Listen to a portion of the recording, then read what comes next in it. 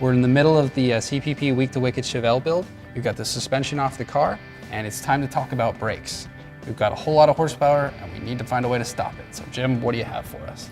So what we decided to use on the Week to Wicked project is our C5 Corvette system up front, which is a complete package, includes spindles, rotors, calipers, an integrated bearing and hub assembly, so it bolts right on with 3 bolts, no greasing bearings, no setting the preload on the bearing set. Very easy installation. Our 12-inch rear package, which is a good balance, complements the front.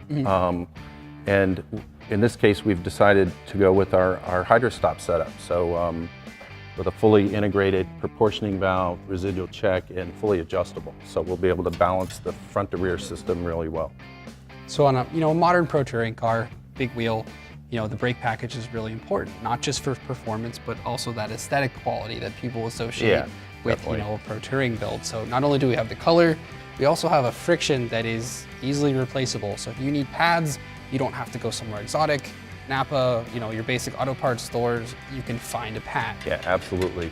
This friction is available just about anywhere and all levels of friction. So from a standard organic to something much more robust.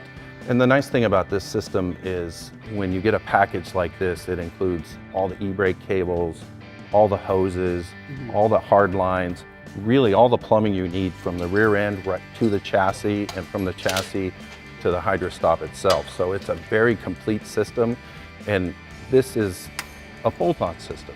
So it's really designed where there's minimal work other than laying it all out, installing it in the car, tightening up all the fittings. There's very little fabrication you have to do with a system like this. And when you say complete, it's not just the hoses, but we're talking the brackets that actually fasten the hard lines to the car. Every little piece is here.